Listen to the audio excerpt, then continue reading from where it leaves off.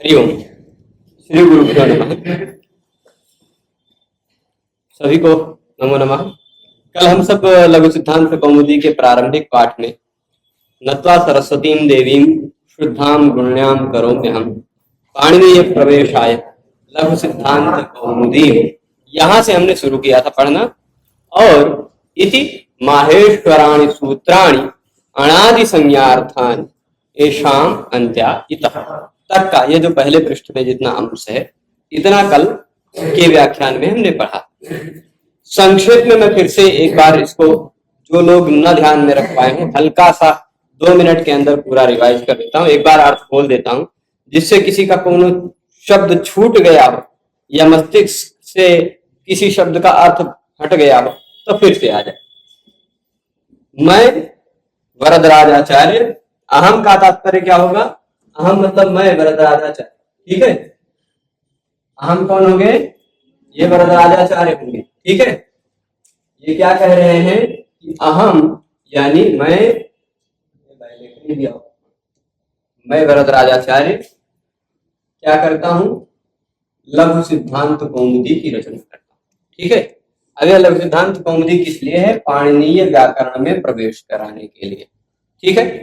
और क्या करके यह रचना करता हूं? तो शुद्ध गुणों वाली सरस्वती देवी को नमस्कार करके, शुद्ध गुणों वाली सरस्वती देवी को नमस्कार करके मैं वरदराजाचार्य जी ये पाणिनीय व्याकरण में सभी छात्रों के सामान्यता प्रवेश कराने के लिए लघु सिद्धांत कौमुदी नामक एक पुस्तक की रचना कर रहा हूं। ऐसा यह मंगलाचरण का तात्पर्य हुआ। फिर इसके बाद 14 सूत्रों को हमने देखा। 14 सूत्रों में हमने आप सबको बताया कि यह भगवान शिव जी से प्राप्त हुए हैं। नृत्तावताने नटराज राजो, सभी लोग याद रख लेंगे तो बहुत अच्छी बात है। पर यह जो श्लोक है यह आचार्य नंदिकेश्वर नाम के एक विद्वान हैं, आचार्य नंदिकेश्वर। उन्होंने नंदिकेश्वर कारिका नाम की पुस्तक लिखी। क्या लिखी है? नंदिकेश्वर कारिका।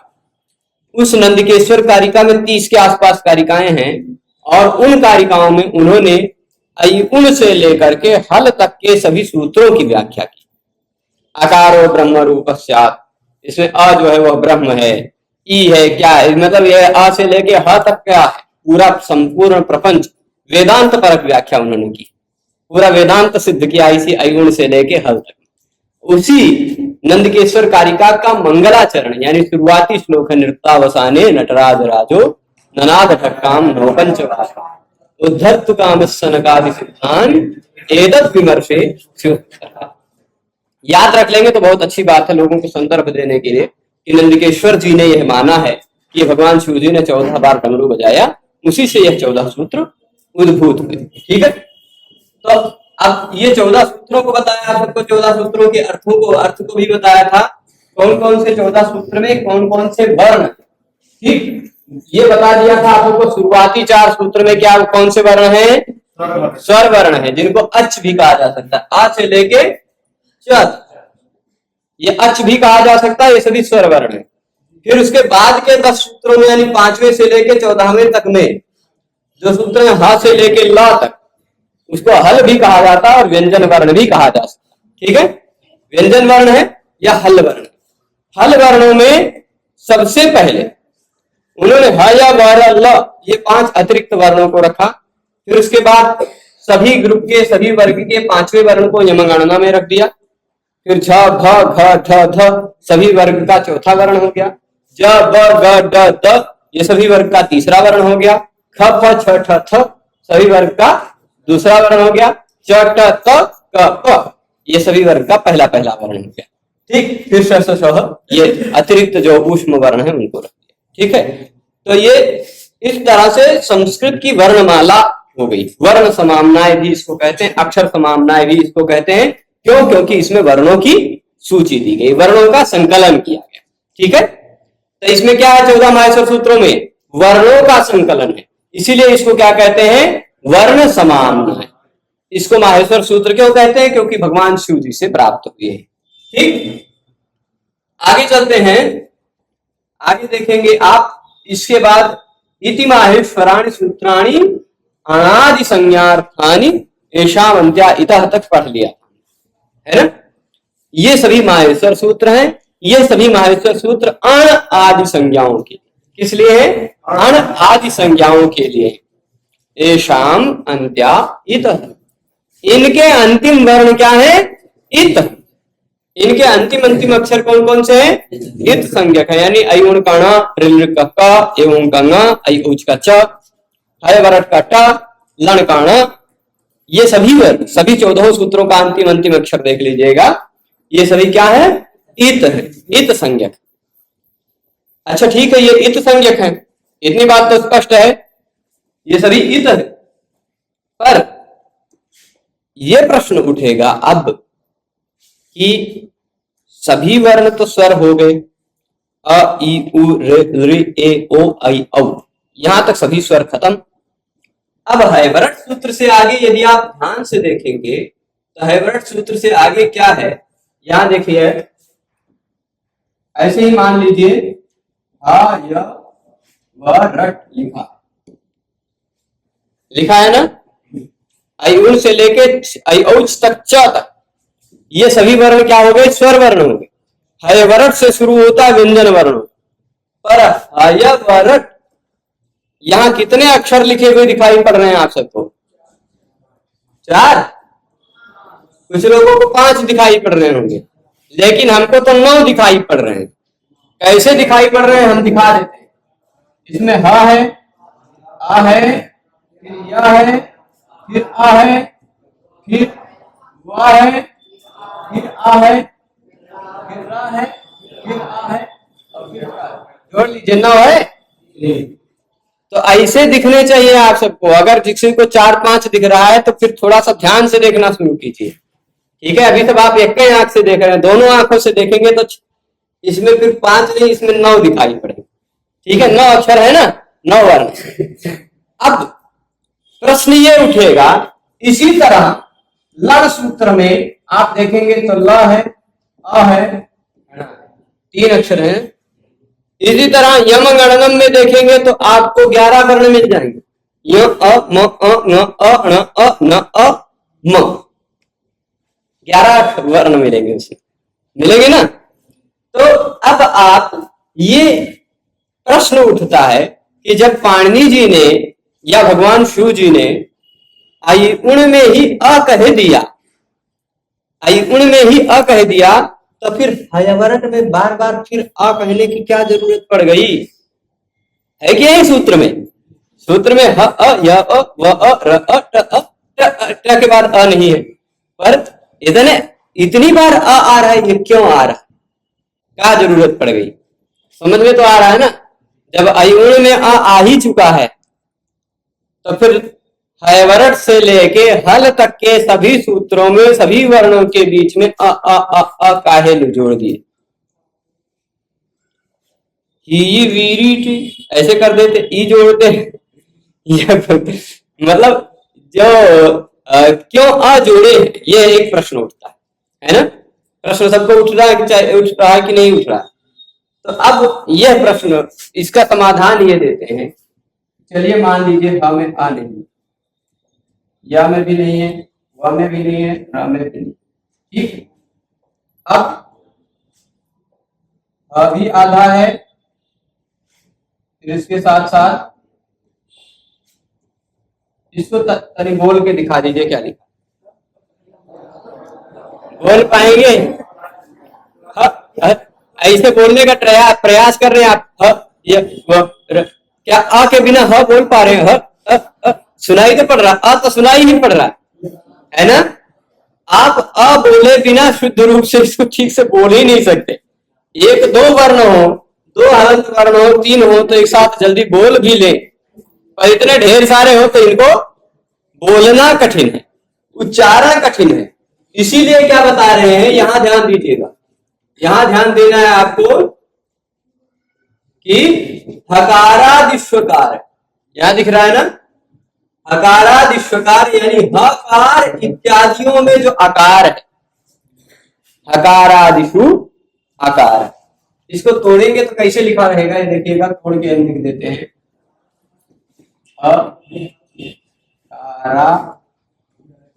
हकारादिशु, ठीक, धन अकार,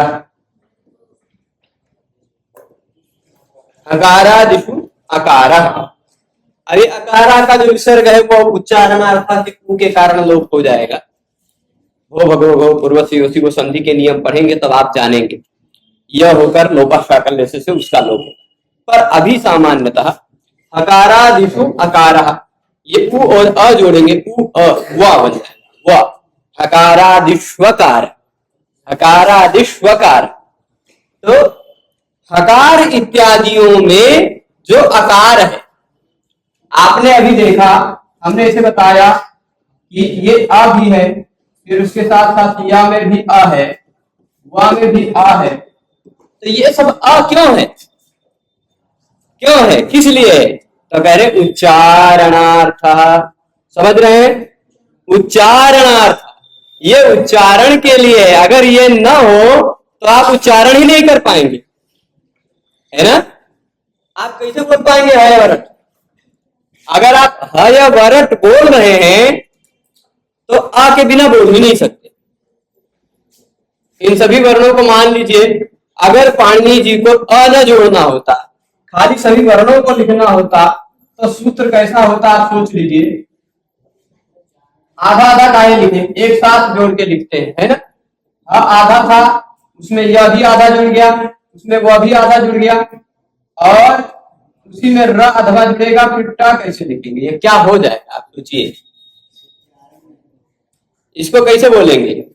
फिर आधा ला भी रहता, फिर उसी में न भी आधा रहता, फिर यहाँ आधा, म आधा, न आधा, उसी में न, उसी में न, और फिर न भी आधा, और फिर म। कैसे बोलते आप, कैसे बोलते? तो इन सब में जो आ जोड़ा गया है ना, इन सब में जो बोला जोड़ा गया है आ, वह इन सबका ठीक ठाक ढंग से उच्चारण हो सके इसलिए बोल रहा है। ठीक, तो क्या ये लाइन का मतलब समझे? हकारादिषु अकारा। हयवरट सूत्र में हयवरट से लेके हल तक के जो ह इत्यादि में जो अ जुड़ा हुआ है, सब में ह अ य अ व अ र अ ट अ ट, फिर ल अ ण, ञ अ म अ ङ अ ण अ न अ म, झ अ भ अ य, ऐसे सब में जुड़ा हुआ है ना अ। तो यह अ क्यों जुड़ा है? क्योंकि इनका उच्चारण हो सके। समझ रहे हैं सभी लोग? हकारादिषु अकार उच्चारणार्थ। अच्छा ठीक है, अब एक बात आई लण मध्य द्वित संज्ञा का। लण मध्य द्वित संज्ञा, अब आप एक बात यह कह दी, चलो ठीक है भाई, हयवरट में तो ढेर सारे अक्षर थे इसलिए उसमें आ लिखना जरूरी था, पर लण में तो द्विय है, उसमें आ क्यों? तो कह रहे लण सूत्र में जो आ है वो तो इत संज्ञक है, उस आ की इत संज्ञा हो जाएगी। फिर उस आ की इत संज्ञा होने के कारण बहुत सारा काम व्याकरण में सिद्ध होगा। वो क्या सिद्ध होगा? वह जब आपको पूर्ण रपरा एक सूत्र आएगा वह तब समझ आएगा। ठीक है, पर सामान्यतः यह आप सोच लीजिए कि हयवरट है, हयवरट, और फिर उसके तुरंत बाद क्या है? लण। तो ये लण में जो आ है उसकी इत संज्ञा हो जाएगी। लण के ण की भी इत संज्ञा है, ट की भी इत संज्ञा है वरट के, है ना? और लण के आ की भी इत संज्ञा। तो लण के आ की इत संज्ञा जो होगी ना वह आ, और इधर है वरट का र, है ना? ये दोनों जुड़ के र प्लस आ जुड़ के बराबर बन जाएंगे र पूरा। ये र एक प्रत्याहार बनता है, पूर्ण र पर हमें यही र प्रत्याहार। ठीक है, तो र प्रत्याहार में र भी आ जाएगा, ला भी आ जाएगा, इसीलिए तवल कारा में र पर हुआ है यानी ल जुड़ गया, है ना? तवल कारा, तो वहां अल अल होगा, ल जुड़ के आएगा। वो जब आगे आप संधि पढ़ेंगे तब समझेंगे, पर सामान्यतः इतना समझ लीजिए अभी कि ह इत्यादि में जो अ है, हयवरट इत्यादि में जो अ है वह कैसा है? उच्चारण के लिए है। पर लण में जो आ है वो उच्चारण के लिए तो है ही, पर इत संज्ञक भी। ठीक, वह कैसा है? वह इत संज्ञक, लण मध्य त्वित संज्ञका। यदि न होता तो उच्चारण थोड़ा दुष्कर था, उच्चारण में आसानी कर रहा है लण में आ जो है, और उसके साथ साथ वह व्याकरण के और भी बहुत सारे कार्य सिद्ध करेगा। वह जो कार्य सिद्ध करेगा, वह जब उरण रपर हम आपको समझाने लगेंगे, तब फिर इस लाइन से आपको जोड़ेंगे लण मध्य त्वित संज्ञका। जी, किसी जान पाए होंगे में जो क्या देखिए, कार्य से इत संज्ञा की कैसे हुई है, यह कैसे जानते हैं? वो कार्य से जब काम पड़ता है ना, तब पता चलता है कि हाँ यहाँ ये इत संज्ञा हुई होगी तभी काम बनेगा। इत संज्ञा के बिना यह काम बन ही नहीं सकता। अब उरण रपरह में अगर र परह का मतलब केवल र ले लेते हैं विराट का, तो तवलकारा इत्यादि ल वाली सिद्ध हो ही नहीं पाती, है ना। री को गुण होता तो अर होता, लृ को गुण होता तो भी अर होता, रपर हो जाता है ना। तो इसलिए ये दिक्कत आती है। इसलिए अब उनको र से र और ल का दोनों का ग्रहण करना पड़ा, र और ल का दोनों का ग्रहण करना पड़ा। और दोनों का ग्रहण तभी संभव है जब र एक ऐसा प्रत्याहार बने, है ना। जब र एक ऐसा प्रत्याहार बने, और वह प्रत्याहार तभी बनेगा जब लण के सूत्र के अ की इत संज्ञा। ये वहां पर अभी उस स्तर पर, प्रारंभिक स्तर पर इसको न समझे, उरण रपरा समझते समय बहुत विस्तार से हम समझाएंगे। ठीक है, क्या क्या दिक्कत आती। तो ये इतना अभी अर्थ ध्यान रखें, हकारादिष्वकार उच्चारणार्थ का हकार इत्यादियों में जो अ दिखाई पड़ रहा है आपको, ह अ या अ इत्यादि में जो अ है, वह उसके उच्चारण के लिए है। अगर वो अ न रहे तो बोल ही नहीं सकते हम, उच्चारणार्थ है ना। और लण में जो अ है वो इत, उसको इत संज्ञक भी कहेंगे। ठीक है, लण के अ को इत संज्ञक कहेंगे, बाकी सभी अ उच्चारण के लिए ही है, बाकी सभी अ केवल उच्चारण के लिए है, ये इत संज्ञक भी। ठीक है, इतना समझ गए। तो अभी तक हमने मंगलाचरण देख लिया। मंगलाचरण के बाद 14 माहेश्वर सूत्रों को पढ़ लिया। 14 माहेश्वर सूत्रों के बाद सामान्यतः परिचय में जो वाक्य कहा गया, इति माहेश्वराणि सूत्राणि अनादि संज्ञार्थानि येषाम् अन्त्याहितः हकारादिष्वकार उच्चारणार्थः लण मध्ये त्वित संज्ञक। यहां तक सभी लोग समझ गए हैं। तो फिर अब हम प्रथम सूत्र में आते हैं। ठीक, प्रथम सूत्र में आते हैं, और वह सूत्र है, आपको दिखाई पड़ रहा है हलन्त्यम। दिख रहा है ना, क्या दिख रहा है? हलन्त्यम। हलन्त्यम सबसे पहला सूत्र है ये। वैसे यहां पर लघु कौमुदी आप पढ़ रहे हैं तो आपको पहला सूत्र दिखाई पड़ रहा है, पर यदि आप इसको अष्टाध्यायी के सीरियल से पढ़ेंगे तो यह किस नंबर पे है, वो यहाँ एड्रेस लिखा हुआ 133, ये इसका एड्रेस है। यानी आप अष्टाध्यायी में यह सूत्र निकालना चाहते हैं तो अष्टाध्यायी पुस्तक खोलेंगे, उसमें पहला अध्याय खोलेंगे, उसमें तीसरे पाद में जाएंगे और उसमें तीसरा सूत्र मिलेगा। ठीक है, निकाल लीजिएगा। अष्टाध्यायी जो गोपाल दत्त पांडे जी की हमने आपको पुस्तक बताई है, उस गोपाल दत्त पांडे जी की पुस्तक में अष्टाध्यायी ने 6 नंबर पेज पर मिल जाएगा। ठीक है, 6 नंबर पेज पर है ना। हाँ, 6 नंबर पेज पर आपको शुरुआत में 30-35 पेज पैराग्राफ में वो दिए हुए हैं, लगभग 36-37 पेज दिए हैं भूमिका। उस भूमिका के बाद फिर से 1 नंबर पेज शुरू होता है और उसमें 6 नंबर पेज पर मिल जाएगा। दोबारा 1, 2, 3, 4, 5, 6 पेज शुरू होगा अष्टाध्यायी में, है ना। उसमें 6 नंबर पेज पे आपको नीचे की लाइन में दिख रहा होगा हलन्त्यम, दिख गया है ना। भूआदयो धातवः उपदेशे जनुनासिक इत हलन्त्यम, उसी के बाद न विभक्तौ तुस्माः, दिख रहा है। यदि आप सब चाहेंगे तो हम उसको यहां पर भी दिखा देंगे। यहां पर उसी तरह जिस तरह आपकी अष्टाध्यायी पुस्तक में लिखा है उसी तरह यहां भी हम लिख देते, लिख दे। यहां इसलिए लिख देते हैं क्योंकि जो लोग अपने अपने डब्बे में इसको पढ़ रहे हैं, मतलब मोबाइल में या लैपटॉप में, वो डब्बे वाले लोग पुस्तक से ना पढ़ पा रहे हो तो यहाँ देख लें। अष्टाध्यायी के पहले अध्याय के तीसरे पाद का पहला प्रिय है वासयो आत्मा। इससे कोई मतलब नहीं, ठीक, इस सूत्र से कोई मतलब नहीं। चलिएगा दूसरे सूत्र से ही हम लिखना शुरू करते हैं। दूसरा सूत्र आपको दिख रहा होगा, उपदेशे जन्मनासिक, ऐसे दिख रहा होगा, उपदेशे अजन्मनासिक। एक मिनट, पूरा कुछ कुछ अक्षर अधो मिट जाता है।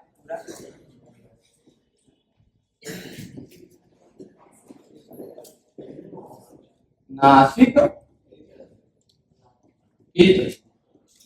ठीक। अब इसके बाद तुरंत बाद कौन सा सूत्र है? हलन्त्यम, ठीक है।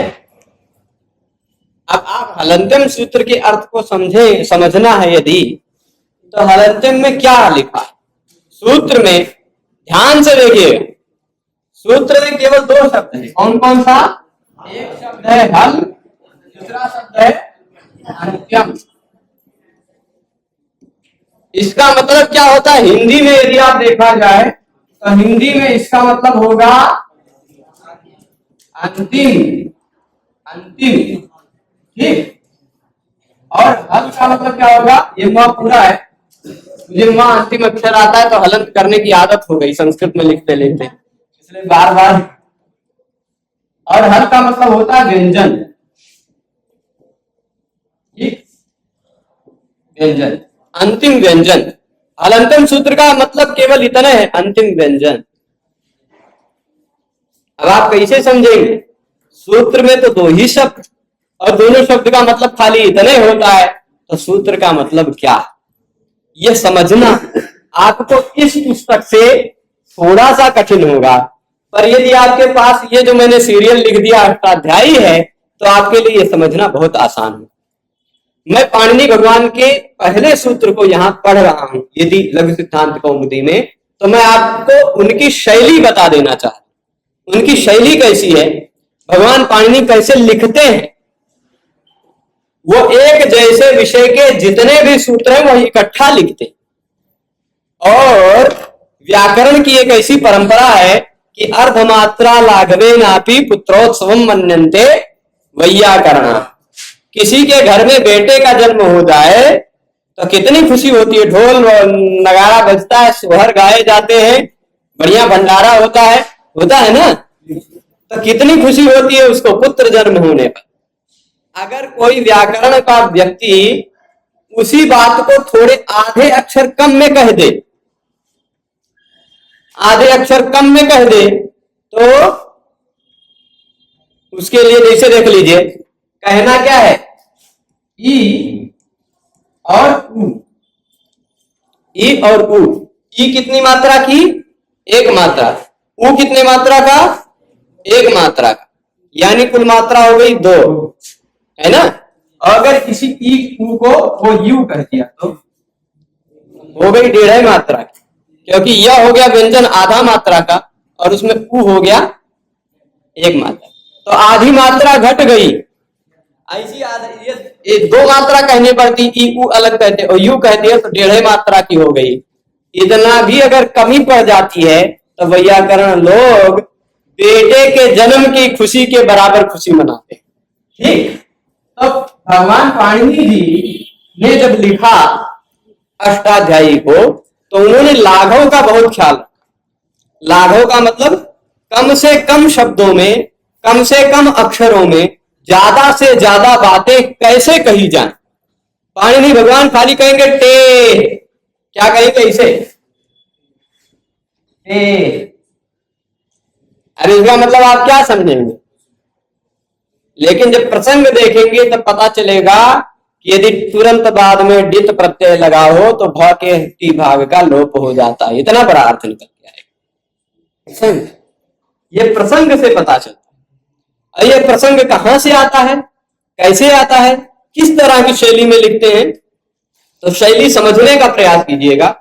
जैसे मैं आप सबसे पूछूं, ये पूरा मैं हटा दूंगा, अभी थोड़ा सा मैं हटाऊंगा नहीं, इनको हटाने से पहले इन दोनों सूत्रों दोनों सूत्रों को ऐसे यहां से खसकेंगे नहीं, चलिए कोई बात नहीं, तो हटा भी देते हैं, फिर से लिख देंगे। अभी देखिएगा, यहां ऐसा है कि मैं आपसे यदि पूछूं कि आप सब त्रिदंडी देव संस्कृत महाविद्यालय में क्यों आए हैं, ठीक, आप सब त्रिदंडी देव संस्कृत महाविद्यालय में क्यों आए, ऐसे पूछूं तो आप सबका क्या जवाब होगा? खाली एक शब्द बोलेंगे, पढ़ने, है ना? हम वही लिख देते हैं, क्या? पढ़ने। अब इस पढ़ने का मतलब क्या? कोई व्यक्ति खाली पढ़ने सुन लिया तो क्या मतलब समझेगा? किसी व्यक्ति ने क्या सुना? पढ़ने, तो मतलब क्या समझेगा? कुछ समझेगा नहीं ना। पर अगर पिछला वाक्य सुना हुआ है कि आप सब त्रिदंडी देव संस्कृत महाविद्यालय में क्यों आए हैं, तो वह इस पढ़ने का मतलब समझेगा कि आप सब त्रिदंडी देव महाविद्यालय में पढ़ने आए हैं। इसी एक ही शब्द से इतना मतलब समझ जाएगा कि नहीं? खाली पढ़ने कहने से वो समझेगा कि आप सब त्रिदंडी देव महाविद्यालय में पढ़ने आए, ठीक, इतना समझेगा। दूसरी चीज इसी तरह की, जैसे ऐसे कह दिया जाए, मैं एक और उदाहरण देता हूं कि रोहित जी त्रिदंडी देव महाविद्यालय में पढ़ने आते हैं, ठीक, रोहित जी त्रिदंडी देव महाविद्यालय में पढ़ने आते हैं। फिर उसी के तुरंत बाद क्या बोल दिया? अमन भी। देखिएगा, मैं पूरा वाक्य लिख देता हूं, खाली बहुत ज्यादा बड़ा नहीं लिखता हूं, छोटा सा ही लिखता हूं,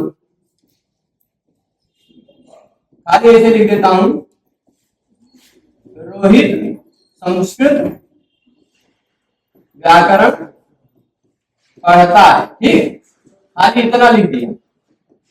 और फिर उसके बाद नीचे लिख दिया अमन भी,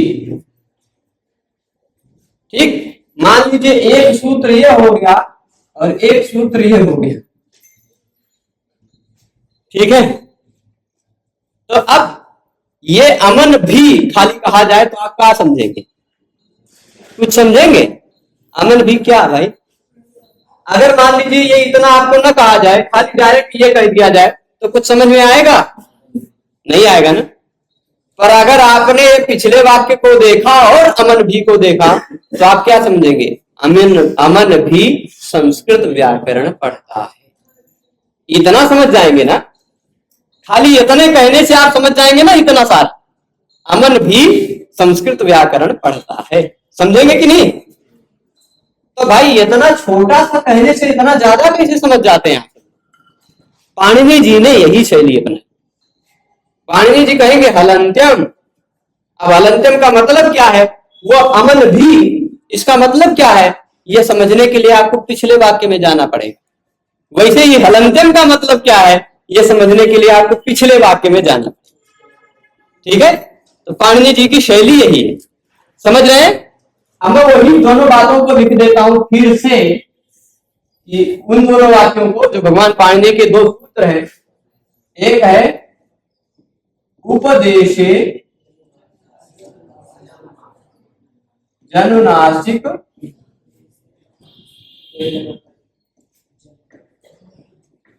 ठीक, ये हमने मान लीजिए लिख दिया। उसी के तुरंत बाद फिर लिख दिया हलंत्यम। सिद्धांत कौमुदी पढ़ रहे होते तो हलंत्यम में और बहुत ज्यादा चर्चा करते हैं हम। इसमें हलंत्यम में अन्योन्याश्रय दोष दिखाते हैं आपको, अन्योन्याश्रय दोष का निवारण भी करते हैं आप सबका बढ़िया से। कितने पक्ष इसमें उठते हैं, हलंत्यम और आदिरंत्येन संहिता, ये दोनों सूत्र एक दूसरे के कंधे पे लटके हुए। हलंत्यम के कंधे पे चढ़ा हुआ आदिरंत्येन संहिता और उसके कंधे पे चढ़ा हुआ हलंत्यम, ये दोनों एक दूसरे के आश्रित हैं। इन दोनों को एक दूसरे के आश्रित होने से बचाने के लिए क्या क्या उपाय किया गया है वो भी बताते, यदि सिद्धांत कौमुदी, व्याकरण सिद्धांत कौमुदी पढ़ रहे होते तो। पर यहाँ इतने से काम चल जाएगा, ठीक है। अब देखिएगा एक मिनट, यहाँ अगर अब हलंत्यम का मतलब क्या है ये समझना है तो आपको पिछले वाक्य में जाना पड़ेगा ना। जहां छोटे से एक दो अक्षर कह दिया जाए, एक दो ही शब्द कह दिया जाए, तो पूरा वाक्य क्या होगा वो समझने के लिए आप पिछले वाक्य में जाना पड़ेगा। समझ रहे हैं ना सभी लोग? कोई ऐसा है जो नहीं समझ रहा है अभी? कोई ऐसा है जिसके जो ना समझ रहा हो तो मैं फिर से बताऊंगा, मैं ही हूं इसीलिए कि आप सबको समझ में आना चाहिए बस। तो अब हलंत्यम में आप देखिए पहले इन्होंने लिखा क्या, हलंत्यम का मतलब क्या होता है। इन्होंने क्या लिखा है? उपदेशे अंत्यम हल इत्यात्, इतना मतलब लिखा है, उपदेशे अंत्यम हल इत्यात्। अब आप सोचेंगे कि भाई सूत्र में तो केवल दुनिया शब्द है, एक है हल और एक है अंत्यम। चलिए मान लीजिए हम गणित आपको सिखा रहे हैं, ठीक, तो इस सूत्र को और अर्थ को काटते हैं, इस हल शब्द से इस हल को काट दिया, ठीक, इस अंतिम शब्द से इस अंतिम को काट दिया। अब आप सोचिए ये उपदेशे और इत कहां से ले आए हैं? अर्थवा, अर्थवा में कहां से ले आए?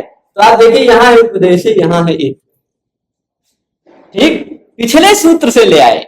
किस प्रसंग पे ये बात चल रही, वो प्रसंग जानने पर ही आप पूरे सूत्र का मतलब समझ पाए, है ना? तो हलंत्यम का मतलब उपदेशे अंत्यम हल इत।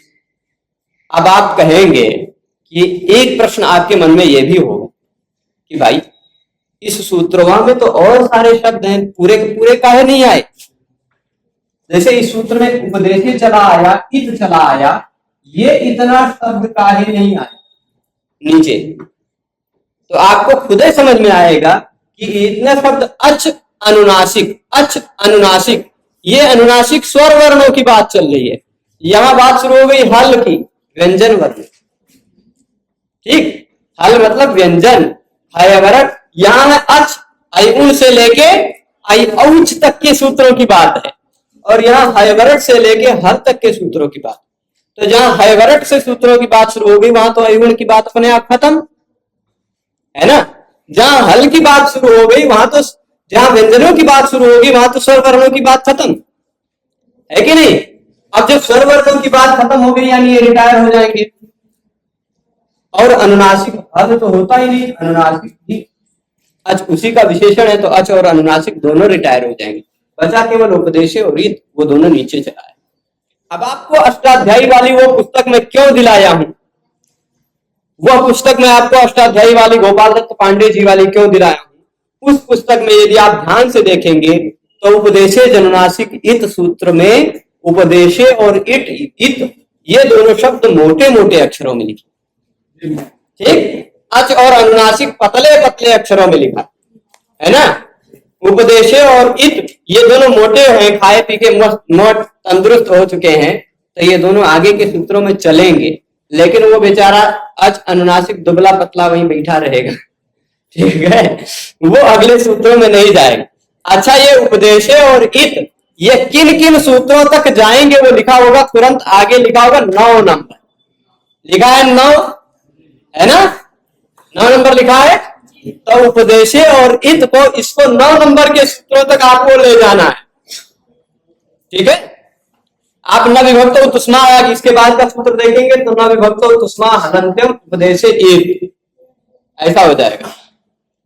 फिर उसके बाद ये आदि रीटुडवा देखेंगे तो आदि रीटुडवा, अब आदि की बात शुरू हो गई तो अंतिम की बात अपने आप खत्म हो जाएगी। आदि रीटुडवा में आदि है तो अंतिम की बात अपने आप खत्म हो जाएगी, यानी हलंत्यम की अनुवृत्ति आदि रीटुडवा में नहीं जाएगी, है ना? ये ऐसे, ये जो अनुवृत्ति वहां लिखी है ना, वो अपने आप नहीं लिखी है, वो सोच करके लिखी। ये जो यहां अनुवृत्ति लिख दी है भट्टोजी दीक्षित जी ने या सिद्धांत लघु सिद्धांत कौमुदीकार वरदराजाचार्य जी ने, उनके सपने में आके पाणिनि जी ने नहीं बताया था कि यह इसका मतलब होता है, इसे लिख दो। भगवान पाणिनि जी ने इतना सरल लिखा ही है कि कोई भी समझ जाए इसका मतलब यही होता है, ठीक है, इतना सरल लिखा ही है। आप उपदेशे जनुनासिक इत पढ़ने के तुरंत बाद यदि हलंत्यम पढ़ेंगे तो आपको हलंत्यम पूरा आसान हो जाएगा। क्यों? क्योंकि मैं फिर से समझा रहा हूं, यहां देख लीजिए, यदि है उपदेशे जनुनासिक इत उपदेशे जन्मनासिक इत्। मुझे किसी ने सुझाव दिया था कि आप अपनी राइटिंग सुधार लीजिए तो सब कुछ अच्छा हो जाए, पर थोड़ा प्रयास कर रहे हैं, अभी नहीं सुधर रही। पहले तो ऐसा लिखते थे कि हम खुद भी नहीं पढ़ पाते थे, अब तो खुद तो पढ़ ले रहे हैं, कुछ लोग और भी जो बुद्धिजीवी लोग हैं पढ़ ले रहे हैं, पर पहले लिखने के बाद उस समय पढ़ लेते थे, और एक दो दिन बाद खुद पढ़ना हो तो खुद भूल जाते थे ये लिखा क्या था हमने तो अब थोड़ी बहुत सुधर गई है। उपदेशे अथ अनुनासिक इत। उपदेश अवस्था में अनुनासिक स्वर वर्ण इत होता है और अंतिम हल, मतलब समझ जाएंगे, है ना। उपदेश अवस्था में अंतिम, उपदेश अवस्था में अनुनासिक अर्थ यानी स्वर इत होता है। उपदेश अवस्था में अनुनासिक स्वर इत होता है, अंतिम हल। तो आप फिर उपदेश अवस्था में ले ही आएंगे, इत होता है ये भी ले ही आएंगे। उपदेश अवस्था में अंतिम हल इत होता है, यही मतलब हो जाए। और यही मतलब यहां लिखा है, उपदेशे अंत्यम हल इत स्यात्। स्यात् मतलब होता है, यही होता है, खाली जोड़ा ही इन्होंने, बाकी तो सूत्र से लेके आए हैं, है ना। बाकी तो सब कुछ ऊपर के सूत्र से लेके आए, ये समझ रहे हैं। अभी भले ना समझ रहे हैं, कुछ लोग समझ रहे हैं, कुछ लोग नहीं समझ रहे हैं, हम जान रहे हैं, पर इतनी बार हम ये सारी बातें आपको अष्टाध्यायी पुस्तक से दिखा दिखा कर बोलेंगे कि 15वें 20वें बार तो कैच करने ही लग जाएंगे सब लोग। और 1 महीने बाद ऐसा होगा कि आप सभी लोग अष्टाध्यायी के पुस्तक से अगले सूत्र से खुद अर्थ निकालने लग जाएंगे। जैसे हमारा एक छात्र था, जब हम लघु सिद्धांत कौमुदी पढ़ाते थे, तो जब आद गुना पढ़ाए उसमें, तो वो खुद बोलता था, गुरु जी हाँ इको यणचि से अच्छी की अनुवृत्ति आ रही है, हाँ इको यणचि से अच्छी की अनुवृत्ति आती है। और एक पूर्व प्रयोग 6184 है, वहां से एक पूर्व प्रयोग की अनुवृत्ति आ रही, वो खुद ब खुद लेता था कि अवर्णात अची परे अची, ये अची कहां से आई, इको यणचि से। पूर्व प्रयोग रेखा, ये पूर्व प्रयोग रेखा कहाँ है, एक पूर्व प्रयोग सूत्र वहां से आया। ठीक, ये खुद ब खुद समझने लग जाएंगे। इतना बड़ा बड़ा सूत्र का अर्थ कैसे लिख देते हैं, वो लिखते नहीं है, पाणिनि जी ने लिखा ही वैसे है कि उतना बड़ा अर्थ आप खुद निकाल लेते। ब्रह्मचारी गुरु जी पढ़ाते थे तो ऐसे कहानी की तरह सुनाते जाते थे, उनकी तो शैली गजब की थी।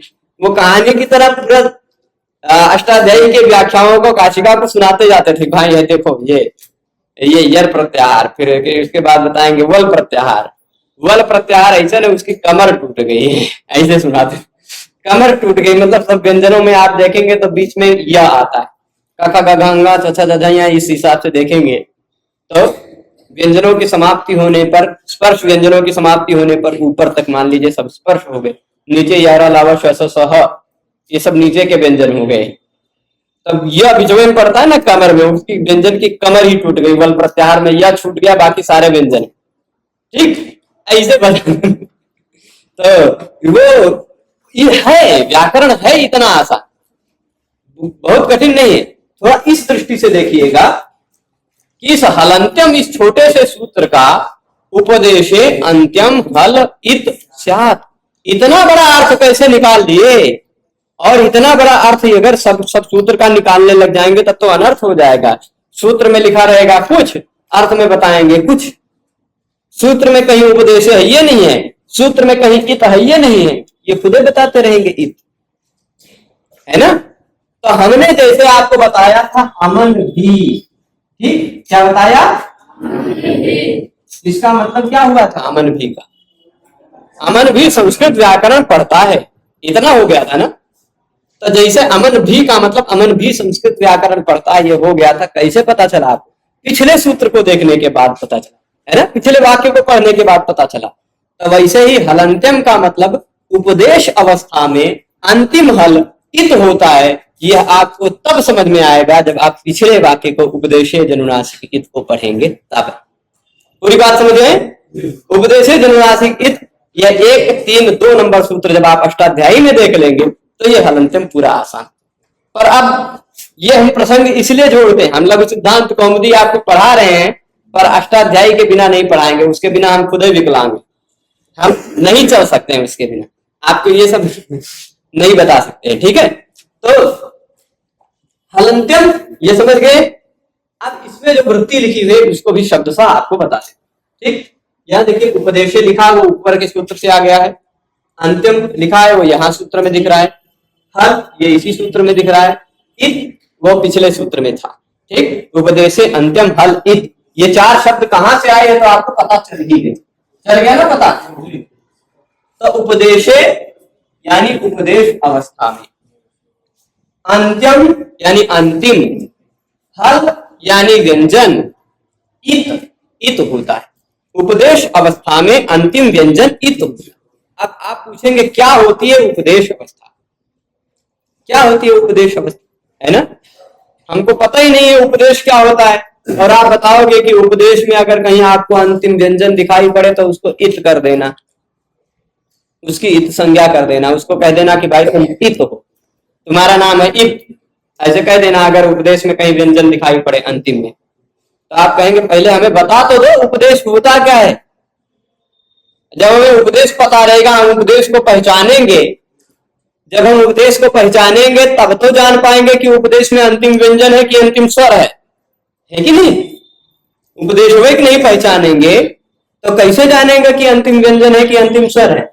तो उपदेश यहाँ देख लीजिए 3 नंबर लिखा है, नीचे जब जाएंगे तो 3 नंबर पे हम आपको दिखा देते हैं, एक श्लोक लिखा होगा, धातु सूत्र गणोनादि वाच्य लिंगानुशासनम आगम प्रत्ययादेशा उपदेशा प्रकीर्तिता। ठीक, ये श्लोक दिख रहा है, धातु सूत्र गणोनादि वाक्य लिंगानुशासन है, वाच्य लिंगानुशासन आगम प्रत्ययादेशा उपदेशा प्रकीर्तिता। यानी कितना हो गया देख लीजिए, धातु कौन कौन है उपदेश, तो धातु को उपदेश कहा जाता है, सूत्र को उपदेश कहा जाता है, गण को उपदेश कहा जाता है, 4 नादि को उपदेश कहा जाता है, 5 वाच्य को उपदेश कहा जाता है भारतीय, 6 लिंगानुशासन को उपदेश कहा जाता है लिंगानुशासन, 7 आगम को उपदेश कहा जाता है, 8 प्रत्यय को भी उपदेश कहा जाता है और 9 आदेश को भी उपदेश कहा जाता है। अब क्या है धातु, क्या है सूत्र, क्या है गण, क्या है उणादि, ये सब अभी आप नहीं जानते। हाँ, सूत्र क्या है ये जानते हैं, आपने देखा था ना, ये सूत्र है कि नहीं, ये सूत्र है ना,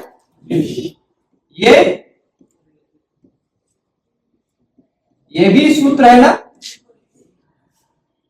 तो अगर यह श्लोक कह रहा है कि धातु सूत्र गण उणादि वाच्य लिंगानुशासन आगम प्रत्यय आदेश ये सभी उपदेश, अगर ऐसा सूत्र कह रहा, ये श्लोक कह रहा है तो इसका मतलब ये सूत्र वो उपदेश है।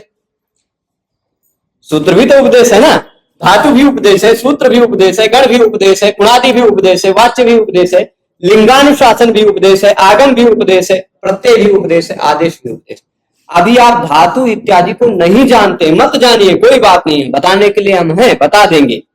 अभी सूत्र तो जान गए हैं ना, सूत्र तो सभी जान गए, सूत्र क्या होता है, यानी सूत्र को भी उपदेश कहते हैं तो पता चल गया है ना, सूत्र है उपदेश। अभी खाली इतना समझ के, सूत्र है उपदेश, और उपदेश में यदि अंतिम हल दिखाई पड़े तो वह इत होता है। ये देख लीजिए अंतिम हल है कि नहीं है, ये भी अंतिम हल है कि नहीं, अंतिम अक्षर व्यंजन है, तो यह इत, यही तो शुरुआत में बताया गया था, ऐशा मंत्या इत, इनके अंतिम अक्षर इत है। क्यों? क्योंकि हलंत्यम, हलंत्यम सूत्र कहेगा अंतिम अक्षर हल हो तो वह इत होता है कि नहीं, समझ रहे हैं। तो उपदेश में अंतिम अक्षर इत होता है। अब चलिए हम आपको लेके चलते हैं ऊपर वृत्ति में, जो वृत्ति जो कह रही है उसको समझते हैं। एक नीचे आओ, ठीक है, ये देख लीजिए, उपदेश अंत्यम हलित दिख रहा है, उपदेश आद्योच्चारण, उपदेश आद्योच्चारण। उपदेश का मतलब क्या होता है, तो यहां कह रहे हैं कि उपदेश होता है पहला उच्चारण। उपदेश क्या होता है? पहला उच्चारण। किसका उच्चारण? हम जो बोल दिए पहली बार वही उपदेश हो गया क्या? आपने जो पहली बार बोल दिया वही उपदेश हो गया क्या? नहीं, हम भाई व्याकरण शास्त्र ना पढ़ रहे हैं, और यदि हम व्याकरण शास्त्र पढ़ रहे हैं तो व्याकरण शास्त्र में भगवान पाणिनि को पढ़ रहे हैं, किसको पढ़ रहे हैं? भगवान पाणिनि को, है ना। और यदि हम व्याकरण शास्त्र में भगवान पाणिनि को पढ़ रहे हैं तो उन्होंने जो कहा है वो उपदेश है ना। उपदेश क्या होगा? भगवान पाणिनि जी ने जो कहा वह उपदेश। ठीक, कब कहा? आद्योच्चारण, उनका आदिम उच्चारण, जो सबसे पहले का। अब जैसे हम एक उदाहरण दें, ठीक, आपने सुना होगा एक धातु है, वह उदाहरण देते हैं। धातु कौन सा है? डुक्रीय। ठीक, डुक्रीय। पाणिनि जी ने धातु पाठ में कहा डुक्रीय करणे, तो ये एक धातु, धातु भी उपदेश होता है, सूत्र भी उपदेश होता है, गण भी उपदेश होता है, सब बता दिया है ना। तो मान लीजिए एक धातु है, यानी ये उपदेश है। उपदेश में अंतिम अक्षर इत होता है। ठीक, तो मान लीजिए ये इत है। आदि ईट डबा एक सूत्र लिखा होगा 1 3 5 नंबर, देख लीजिए 1 3 5 नंबर सूत्र आदि ईट डबा है। वो सूत्र कहता है डू भी अगर आदि अक्षर के रूप में डू आता हो तो वो भी, तो भाई डू चला गया और हलंत्यम के कारण यहां भी चला गया, तो अब बचा क्या? बचा इसमें से केवल क्री, केवल क्री ही बचा ना। अब ये क्री जो है ना, ये उपदेश नहीं रहा। क्यों? क्योंकि ये पाणिनि जी का आद्योच्चारण है। पाणिनि जी ने आद्योच्चारण सबसे पहले क्या उच्चारण किया था? डुक्रीय, डुक्रीय किया था। अगर यहां चला गया डुक्री बचा तो डुक्री भी उपदेश नहीं है कि नहीं। उपदेश क्या है? उन्होंने जो कहा वही उपदेश। समझ रहे हैं? लोप होने के बाद जो कुछ भी बच रहा वह उपदेश नहीं है, वो उपदेश अवस्था नहीं है। उपदेश अवस्था कौन सी होगी? जैसे और भी उदाहरण देते हैं, और भी उदाहरण देते हैं। उदाहरण एक ले लीजिए, कोई प्रत्यय अब ले लेते हैं, सूत्र का नहीं। मान लीजिए कोई प्रत्यय ले लेते हैं। कौन सा प्रत्यय ले ले भैया? टिप। ठीक, भवती में टिप प्रत्यय लगता है। ठीक, टिप यह एक प्रत्यय है। अभी हमने आप सबको एक श्लोक दिखाया, उस श्लोक के आधार पर धातु, सूत्र, गण, गुणादि, वाक्य, लिंगानुशासन, आगम, प्रत्यय और आदेश, ये 9 प्रकार के होते हैं उपदेश। उसमें प्रत्यय भी है 8वां, है ना। प्रत्यय है तो प्रत्यय भी उपदेश है, प्रत्यय भी तो उपदेश है। यानी यह तिप प्रत्यय है तो यह भी उपदेश, उपदेश है ना। तो तिप में भी, उपदेश में यदि अंतिम अक्षर व्यंजन दिखाई पड़े, अंतिम अक्षर हल दिखाई पड़े, तो उपदेशे अंत्यम हल इत स्यात्। ये कहेगा उपदेश में अंतिम हल है तो यह इत है। और जो इत होता है, ये अभी आगे सूत्र आएंगे, बस लोपा कहेंगे कि भैया उसका लोप कर दो, चलिए लोप कर देते हैं। बचा अब ती। ठीक, क्या बचा? ती। तो अब ती उपदेश नहीं रहा। क्यों? क्योंकि ती पाणिनि जी ने नहीं कहा, पाणिनि जी ने कहा है ती। जो पाणिनि जी ने आद्योच्चारण किया वही है उपदेश। ठीक, उपदेश आद्योच्चारण का तात्पर्य समझ गए हैं। उपदेश आद्योच्चारण, उन्होंने सूत्र में जो आदि में कहा वही है उपदेश। जो उन्होंने लोप हो जाने के बाद जो बच जाता वो उपदेश नहीं। ठीक है, लोप होने के बाद उपदेश जो बच जाता है वह उपदेश नहीं है। अब जैसे मान लीजिए एक उदाहरण देते हैं हम, एक प्रत्यय है, वैसा प्रत्यय देते हैं विच। ठीक, विच प्रत्यय, इसमें भी अंतिम अक्षर है हल, है ना। ये भी है उपदेश, तो इसकी संज्ञा हुई तो लोपा से लोप हो गया। ठीक, लोप हो गया, बचा वी। उसमें भी ई की उपदेश है, जन्मराशि से संज्ञा हुई, लोप हो गया, बचा अब ई भी चला गया, बचा वह। अब आप ये मत समझिएगा कि एक का अक्षर है तो वही पहला वही अंतिम है कि यही नहीं है। जब एक का हो तो पहला भी वही, अंतिम भी वही। अंतिम अक्षर हल है कि नहीं है? है, लेकिन ये उपदेश नहीं। उपदेश तो विच है ना, इसलिए ये उपदेश नहीं है, इसकी संज्ञा नहीं। समझ रहे? तो उपदेश आद्योच्चारण भी समझ गए होंगे। हलंत्यम के अर्थ में हमने आपको बताया, उपदेशे अंत्यम हल इत स्यात्। उपदेश में अंतिम हल इत कहलाता है, ये समझ गए? ठीक है। पर उपदेश क्या है? तो कहा उपदेश आद्योच्चारणम, पहला उच्चारण जो प्रथम बार कहा शास्त्र में, जो पुस्तक में सबसे पहले लिख दिया, वही है उपदेश। ठीक, किसका? तीनों मुनियों का, चाहे वह पाणिनि जी का हो, चाहे वह कात्यायन जी का हो, चाहे वह पतंजलि जी का। तीनों मुनियों ने जो सूत्र में कह दिया या वार्तिक में कह दिया या जो भाष्य में कह दिया, वही उपदेश। उसमें आप लोभ करके कुछ बचा लीजिए तो वो उपदेश नहीं रहे। ठीक है, समझ गए? तो अब यहां तक समझ गए। फिर किसी छात्र के मन में प्रश्न हुआ, किसी छात्र के मन में प्रश्न हुआ। कौन सा प्रश्न हुआ? जो प्रश्न मैंने अभी खोल के बताया, पोल खोली इनकी। कौन सी पोल खोली भाई? ये जो है ना, सूत्र में तो खाली दो शब्द, देखिए सूत्र में केवल दो शब्द, हल और अंत्यम। कितने शब्द सूत्र में? हल अंत्यम, तो ये शब्द है ना। पर वृत्ति में इतना सारा कैसे लिख दिया? उपदेश और इत कहां से लिख दिया भाई? वृत्ति में कहां से लिख दिया उपदेश और इत? ये प्रश्न हुआ कि नहीं? ये चलो मान लीजिए उपदेश लिख भी दिया, उपदेश का मतलब भी बता दिया, पर ये आया कहां से? ये आया कहां से?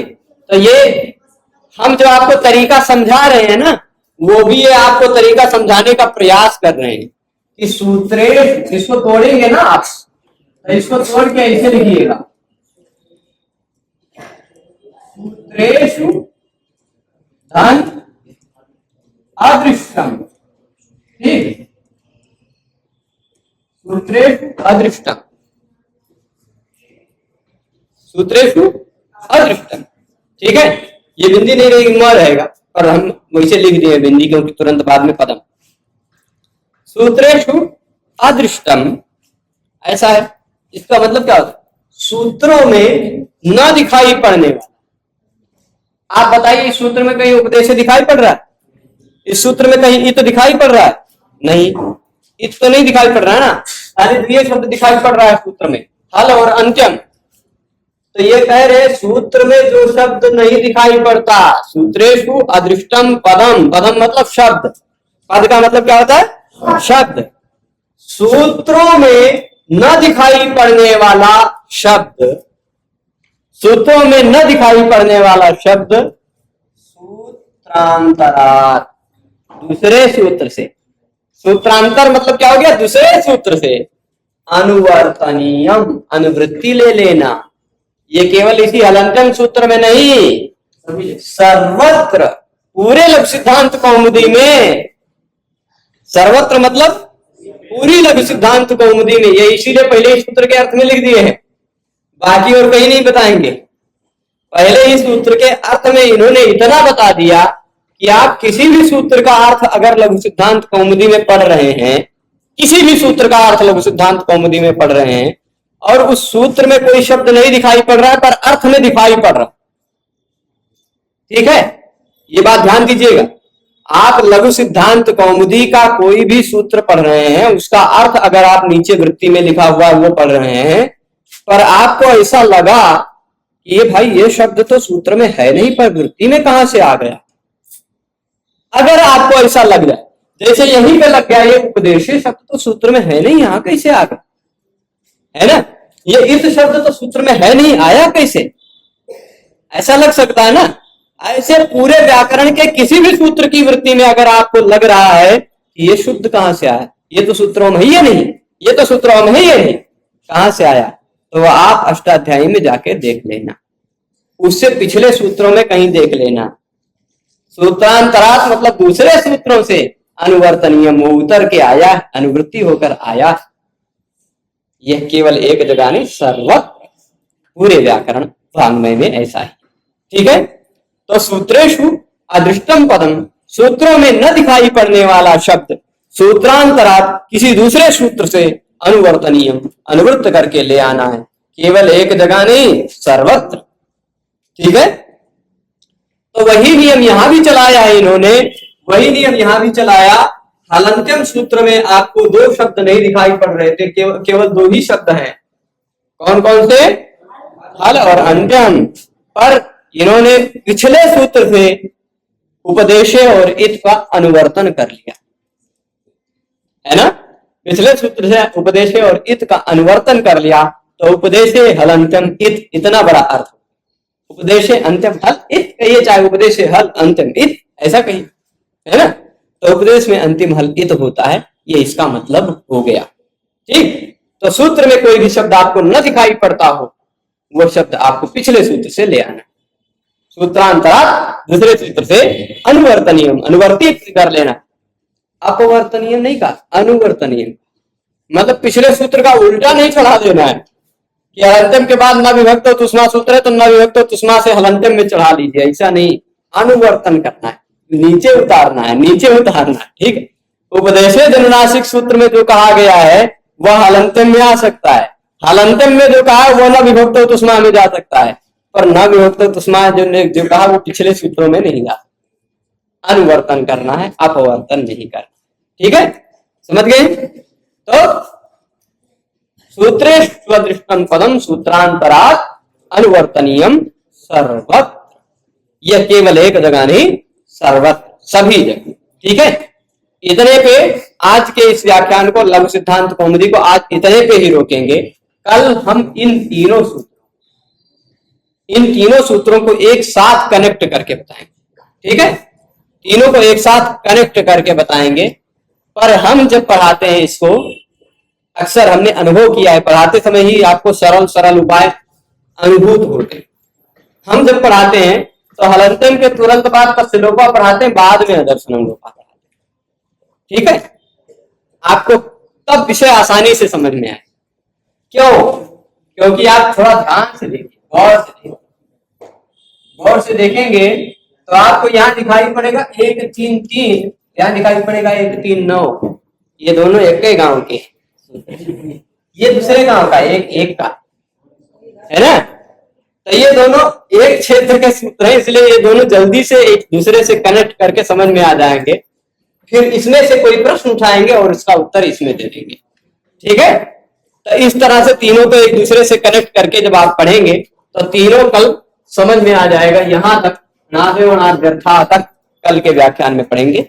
आज इतने पे ही रोकते हैं। सभी लोग पूरे व्याख्यान में जुड़े रहे, उसके लिए बहुत बहुत धन्यवाद। नमः संस्कृताय।